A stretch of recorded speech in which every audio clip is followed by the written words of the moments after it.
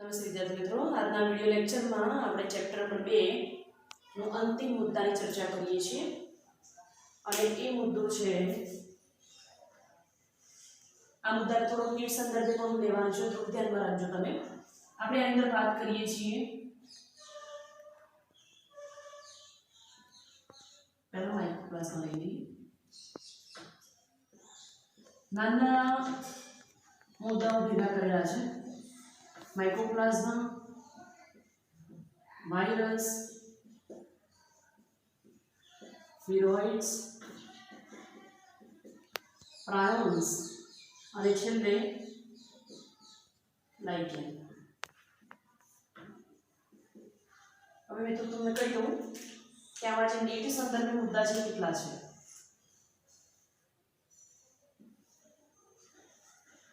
આ બધા મુદ્દાનો ઉલ્લેખ નીટ સંદર્ભે આપણે કરેલો છે. તમારી બુકમાં તમને ફક્ત વાયરસ અને વિરોઇડ્સની વાત છે, પણ આપણને માહિતી હોવી જોઈએ. મિત્રો, બધા જે સૂક્ષ્મ જીવો છે, અતિ સૂક્ષ્મ જીવો, એની અંદરથી આ જે માઇક્રોપ્લાઝ્મા છે, પહેલા મુદ્દા તરીકે આપણે વાત કરીએ છીએ માઇક્રોપ્લાઝ્માની. તમને ખબર છે મિત્રો કે માઇક્રોપ્લાઝ્મા એ સૌથી નાનામાં નાનો કોષ છે. સૌથી નાનામાં નાનો કોષ છે. આપણને કોઈ મિત્રો એવું પૂછે કે સૌથી નાનામાં નાનો કોષ કયો, તો આપણે જનરલી શું બોલીએ છીએ? બેક્ટેરિયા. સાચું છે. આ વસ્તુને ખાસ નોંધવાનું, ફરીવાર કહું છું, ખાસ નોંધજો આ વસ્તુને કે જો માઇક્રોપ્લાઝ્મા વડે પૂછાય તો કયો કોષ સૌથી નાનામાં નાનો થાય, તો કોષ દિવાલ વગરનો જો પૂછે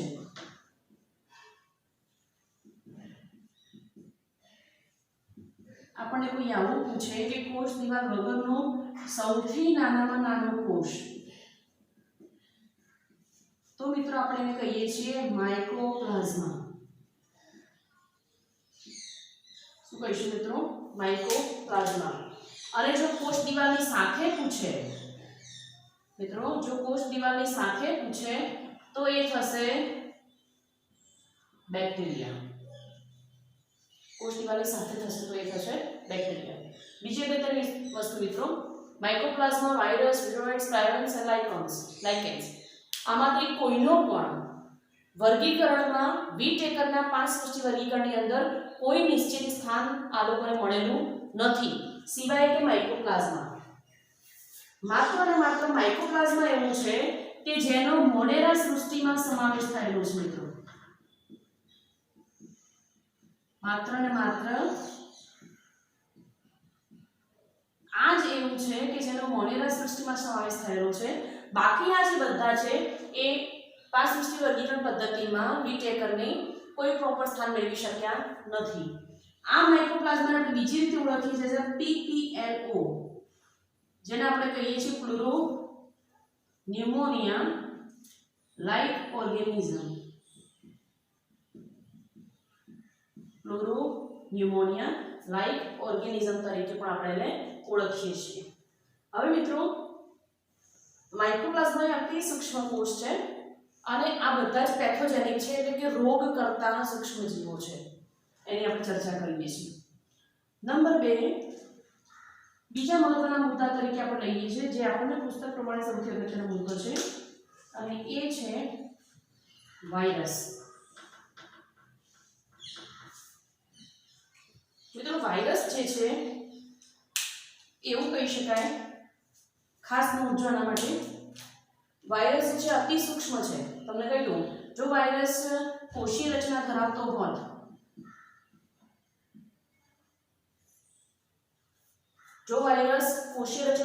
હોત, તો કુદરતમાં સૌથી નાનામાં નાના કોષ તરીકે વાયરસ વિકસ્યો હોત. બીકોઝ વાયરસ જે છે એ બેક્ટેરિયા પ્રૂફ ફિલ્ટરમાંથી પણ પસાર થઈ શકે છે. એટલું સૂક્ષ્મ છે કે બેક્ટેરિયા પ્રૂફ ફિલ્ટરમાંથી પણ પસાર થઈ શકે.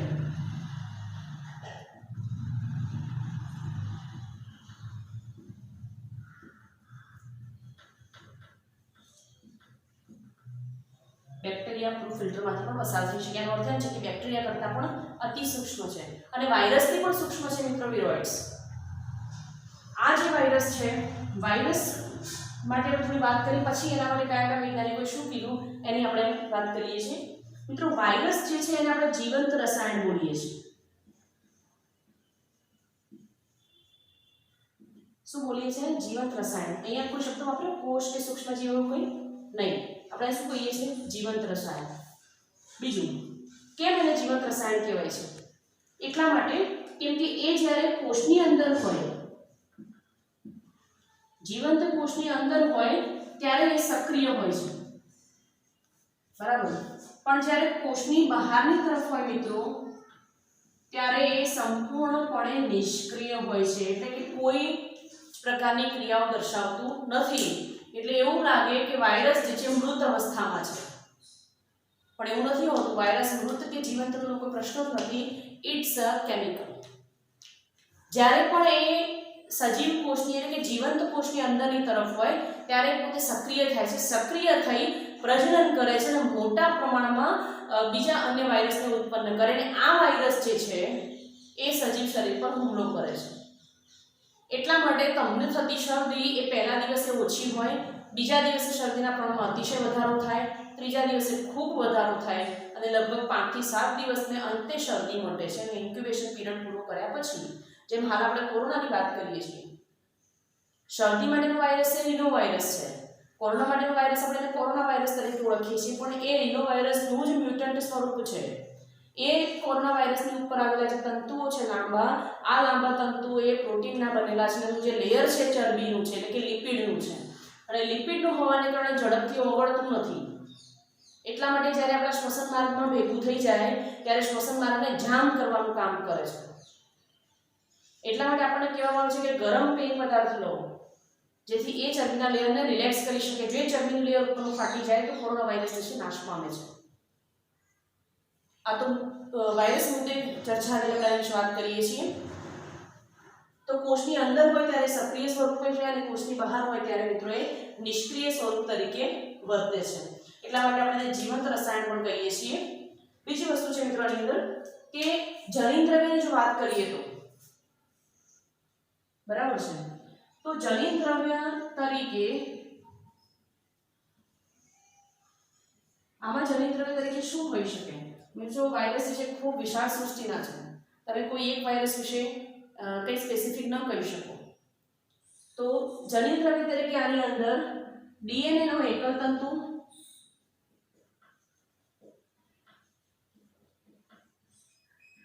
આરએનએ અથવા ન્યુક્લિયોઇડ હોય છે.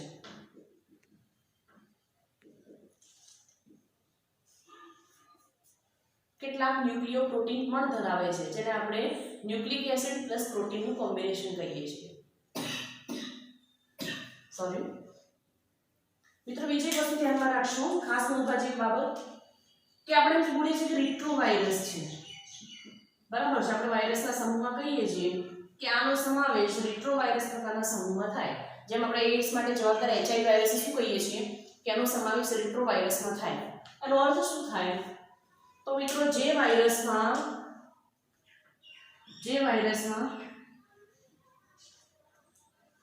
જનીન દ્રવ્ય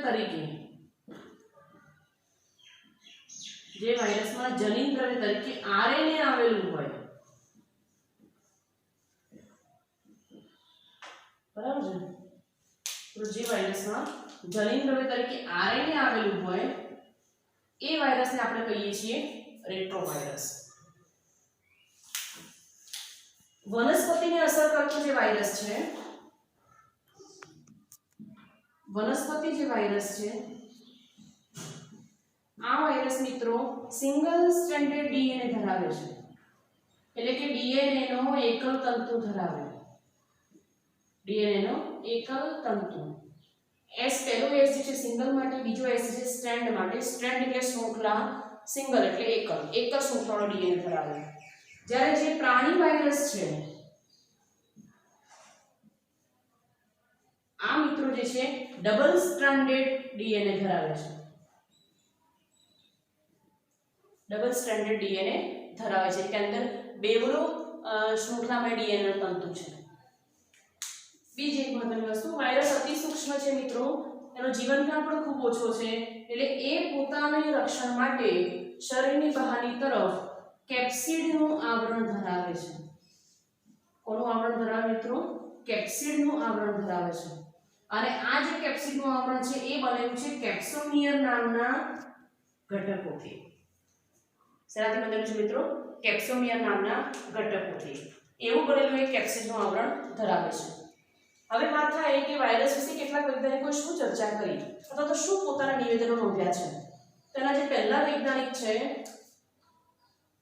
એની આપણે વાત કરીએ છીએ, પાસ્ચર. તો પાસ્ચરે સૌ પહેલા વાયરસનું નામ આપ્યું છે.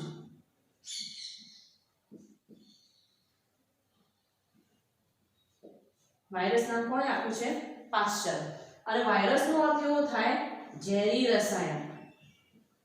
શું થાય મિત્રો? વાયરસનો અર્થ ઝેરી રસાયણ એવું થાય.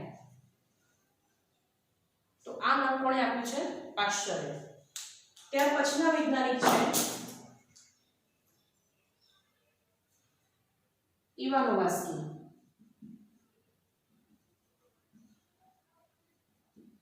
બીજા વૈજ્ઞાનિક આપણને છે ઇવાનોવાસ્કી. અને મિત્રો ઇવાનોવાસ્કીએ જે કહ્યું છે તો ઇવાનોવાસ્કીએ સૌ પહેલા તમાકુમાં કિરમિર રોગ, કયો રોગ મિત્ર? તમાકુમાં કિરમિર રોગ માટે જવાબદાર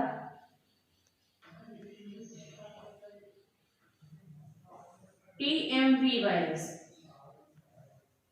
ને શોધ્યો છે, જેને આપણે કહીએ છીએ ટોબેકો મોઝેઇક વાયરસ. કયો વાયરસ મિત્રો? Tobacco mosaic virus. એના વિશે સૌપ્રથમ સંશોધન આપણે કોણે કરીને આપ્યું છે? તો ઇવાનોવાસ્કી આપેલું છે. ત્યાર પછીના મિત્રો ત્રીજા વૈજ્ઞાનિક છે, તમે આ લખી નાખો મિત્રો, હું કાઢું છું આને.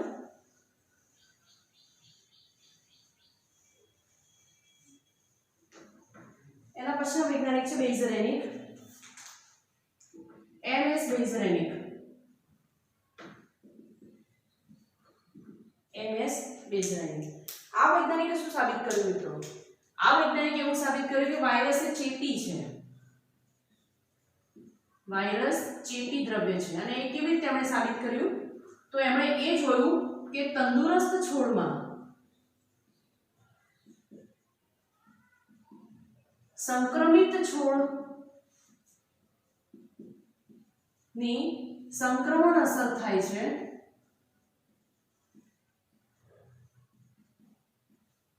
અને એટલે તંદુરસ્ત છોડ જે છે ચેપી બને છે, એટલે કે રોગગ્રસ્ત બને છે. બરાબર છે? એ આપણે અત્યારે બોલીએ છીએ કે કોરોના ચેપી છે, રીનોવાયરસ ચેપી વાયરસ છે, એ બરાબર છે. પણ એની જ્યારે શોધ હતી થઈ ત્યારે સૌથી પહેલા વૈજ્ઞાનિક MS બેઝરેનિકે એ સાબિત કર્યું કે વાયરસ જે છે ચેપી છે. એમણે આ સંશોધન કર્યું TMV વાયરસ પર, જે કોણે શોધ્યો હતો મિત્રો? ઇવાનોવાસ્કી. અને એમણે સૌથી પહેલો સ્ટડી કોની ઉપર કર્યો? TMV પર. આપણો અગત્યનો મુદ્દો છે. એમણે TMV થી અફેક્ટેડ જે તમાકુનો છોડ છે એ તમાકુના છોડમાંથી આ વાયરસને લઈ અને એને તંદુરસ્ત છોડની અંદર દાખલ કર્યા. તો એના કારણે જે તંદુરસ્ત છોડ હતો એ પણ હવે કેવો બન્યો છે? ચેપી બન્યો છે. તેથી એ સાબિત થયું કે વાયરસ જે છે એ ચેપી દ્રવ્ય છે. ચોથા વૈજ્ઞાનિક છે સ્ટેનલી.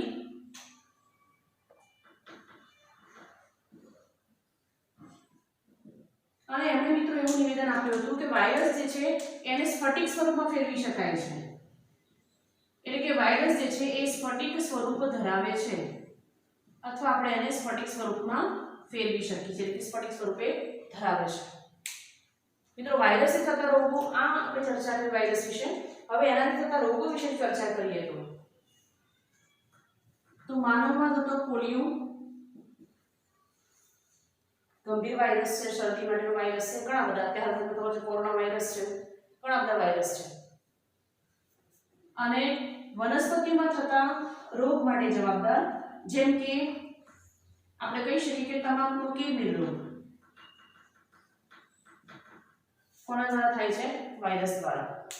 હવે મિત્રો એક નાની સરખી વાત આપણે કરવી છે એના પછીના મુદ્દામાં, કે આપણે વાત કરીએ છીએ વિરોઇડ્સની. એટલે કે આ પૂરું કર્યું આપણે, હવે આપણે અહીં છીએ વિરોઇડ્સ તરફ.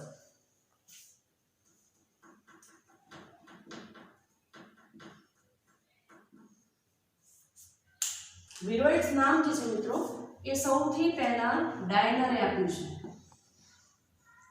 કયા વૈજ્ઞાનિક છે? ડાયનર. એમણે સૌથી પહેલા વિરોઇડ્સની શોધ કરી છે. વિરોઇડ્સ જે છે એ વાયરસથી પણ નાના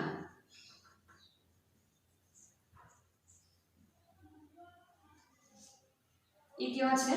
વાયરસથી પણ સૂક્ષ્મ છે અને વિરોઇડ જે છે વાયરસ કરતાં પણ નાના છે. બીજું, વાયરસ કરતાં આનામાં અલગ શું છે? પહેલી વસ્તુ કે અંદર કેપ્સોમિયર નથી, અથવા આપણે કહી શકીએ કે કેપ્સિડનું બનેલું આવરણ નથી.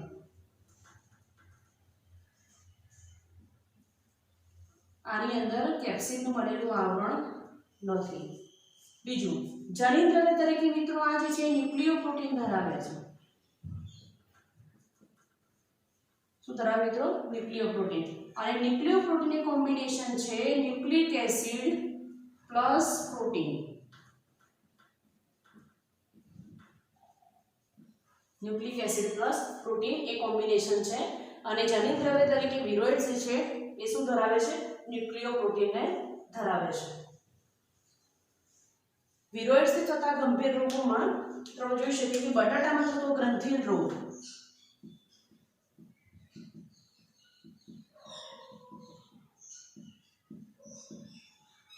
બટાટામાં થતો ગ્રંથિલ રોગ એ વિરોઇડ્સનું ઉદાહરણ છે, જેને આપણે ટ્યુબર પણ કહીએ છીએ. અને માનવમાં જે છે આપણે કહીએ છીએ બળિયા, અજારવા, ઓરી વગેરે રોગો, માનવમાં થતા જે રોગો છે એ બધા થાય છે વિરોઇડ્સ દ્વારા, જે વાયરસથી પણ અતિ સૂક્ષ્મ સ્વરૂપો છે. તો આપણે એને પણ મિત્રો યાદ રાખવાનું થાય.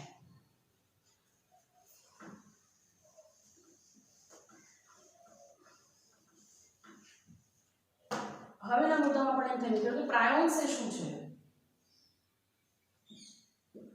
What is પ્રાયોન્સ? પ્રાયોન્સ એ ખાસ પ્રકારના પ્રોટીનના સ્ફટિક છે. એવા ખાસ પ્રોટીન સ્વરૂપો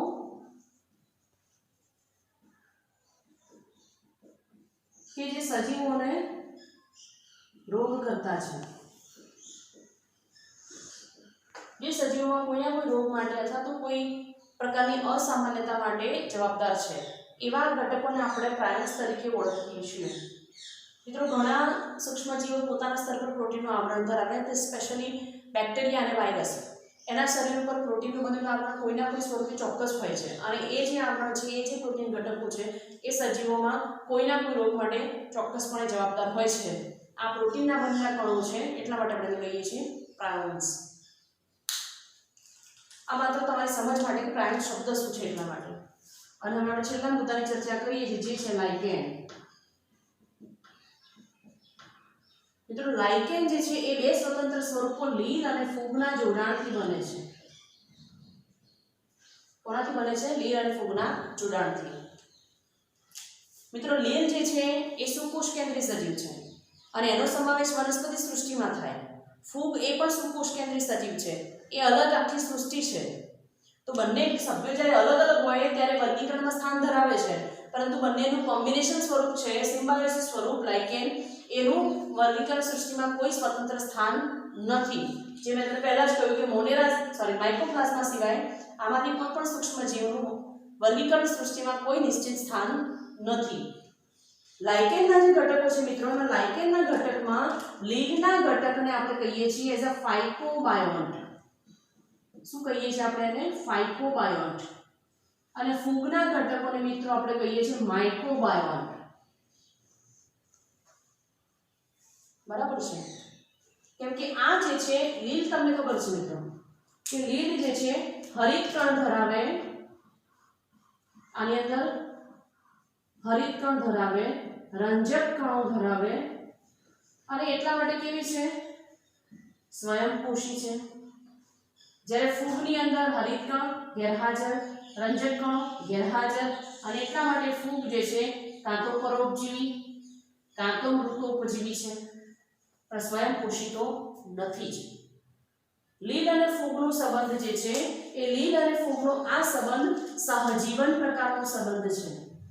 સહજીવન ઇકોલોજીકલ ટર્મ છે મિત્રો, જે આપણે આગળના ચેપ્ટરમાં ભણીશું. હવે સહજીવન એટલે એવો સંબંધ, બે સજીવો વચ્ચેની એવી આંતરક્રિયા કે એવો સંબંધ કે જેમાં બંને સજીવોને એકબીજાથી ફાયદો થાય, કોઈને નુકસાન થતું નથી.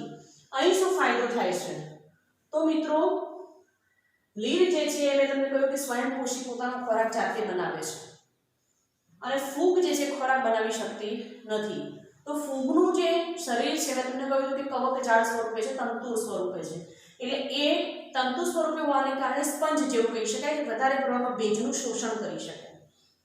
અને લીલને ખોરાક બનાવવા માટે ભેજ જે છે ખાસ જોઈએ છે. એટલે ફૂગ જે છે ભેજનું શોષણ કરી કોને આપે છે? લીલને આપે. અને લીલ એના દ્વારા ઉપયોગ કરી ખોરાક બનાવે, એ ખોરાક કોને આપે છે? ફૂગને આપે છે. એટલે લીલને પણ ફૂગ વગર અનુકૂલન નથી અને ફૂગનું લીલ વગર નથી. એટલે આ બંને સજીવોને એકમેકની આંતરક્રિયાથી ચોક્કસપણે લાભ થાય છે, જેને આપણે કહીએ છીએ સહજીવન. તો મિત્રો આ થાય લાઇકેનનું સહજીવન. લાઇકેન જે છે એ પત્ર સ્વરૂપ હોઈ શકે, પર્ણમય હોઈ શકે અને ક્ષુપિત સ્વરૂપની પણ હોઈ શકે છે. બરાબર છે મિત્રો? તમને તમારી સમજ માટે કહી દઉં, પર્ણમય, ક્ષુપિત અને પત્રમય આ ત્રણેય સ્વરૂપે લાઇકેન જે છે આપણને જોવા મળી શકે.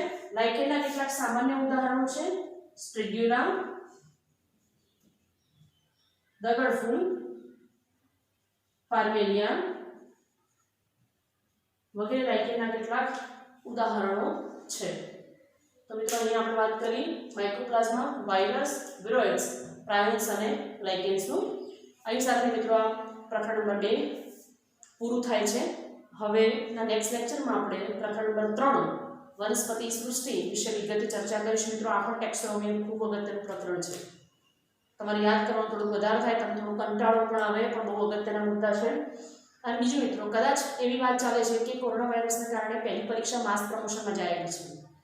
એ સાંભળીને હથિયાર હેઠા મૂકી દેવા યોગ્ય નથી, કારણ કે નીટ માટે કોઈ પણ પ્રકારના ફેરફારો કરવામાં આવશે નહીં. અને નીટ માટે ટેક્સોનોમી સૌથી વધારે વેટેજ ધરાવતો યુનિટ છે. એટલા માટે હું દરેક મુદ્દાને મહત્તમ નીટ અને ગુજકેટના સંદર્ભ મિત્રો અહીંયા લઉં છું. એટલે ખાસ ધ્યાનમાં રાખજો અને એની નોટ્સ તમે બનાવતા રહેજો, જેથી તમને આગળ તૈયારી કરવામાં સરળતા રહે. નેક્સ્ટ લેક્ચરમાં આપણે 3 ચેપ્ટર વાત કરીશું. અને એ સાથે જો હજુ પણ ચેનલને સબસ્ક્રાઇબ નથી કરી મિત્રો, લાઈક નથી કરી, તો ચોક્કસપણે કરજો. એની સાથે મેં મારા વિદ્યાર્થીઓને ફિઝિક્સના વિડીયો લેક્ચર્સની પણ લિંક મોકલેલી છે. ડૉક્ટર આશાબેન ચૌધરી એમણે ફિઝિક્સના લેક્ચર્સ આ જ રીતે તૈયાર કરેલા છે અને એ પણ તમારા માટે છે મિત્રો. તો એ ચેનલને પણ સબસ્ક્રાઇબ કરો. હવે મળીશું આપણે નેક્સ્ટ લેક્ચરમાં. Thank you.